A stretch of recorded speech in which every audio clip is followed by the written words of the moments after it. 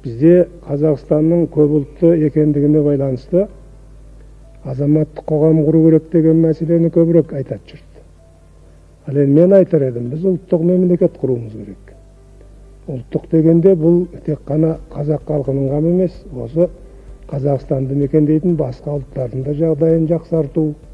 Ұлттық деген жалпы сөздің өзінен қаша беруге де болмайды. Өйткені ұлттық дегеніміз бұл, біз айтамыз ғой, ұлттық мемлекет дейміз, ұлттық банк дейміз, ұлттық дәреже дейміз, тағы да басқа сөздер бар.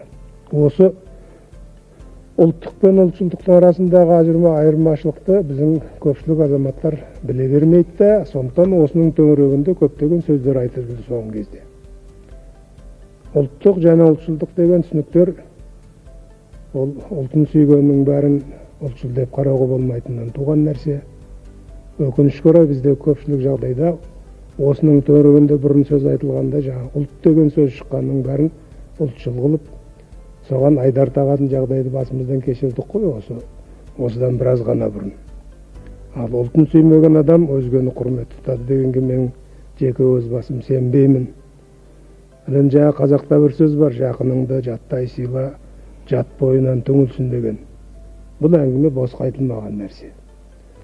Сондықтан қазір ұлттық идеология, ұлттық сана жөнінде айтылғанда, меніңше идеологиялық жұмыстың өзін сол осы асылдардың төңірегінде құру керек сияқты.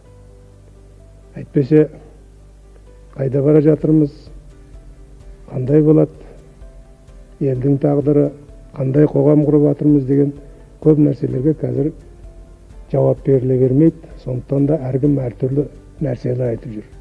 Мысалға айтады, мынау уақыт тезінен өткен ата жолын оралайық деген әңгіме айтылып жүр соңғы кезде. Ал содан кейін дінге қарай бетбұрыс жасайық дегендерді айтатындар бар. Енді жалпы адамзаттық ұлттық игі қасиеттер төңірегінде сөз болып жүр. Мұның барлығы мынау коммунистік идеологиядан бас тартқаннан кейінгі кезде сол жаңағы босаған орынды толтыратын жаңадан идеологиялық құрылымның болмауынан туған нәрсе. Ал енді осы идеологиялық құрылымды тезірек қалыптастырайық деп осының төңірегінде жұмыс істеп жүрген мен мемлекеттік орындарда, ғылыми мекемелерде бүгін көріп отырған жоқпын.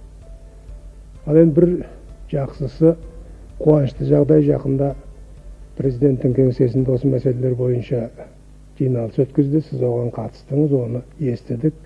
Телевизордан да, радиодан да, газет бетінен де. Ал енді тікелей осы жағына бетбұрыс жасап, халықтың санасын бір жаққа қарай, жаңа бірлікке, елдікке, тірлікке қарай бағытламайтын болса, бұл әрине жақсылыққа алып бармайды.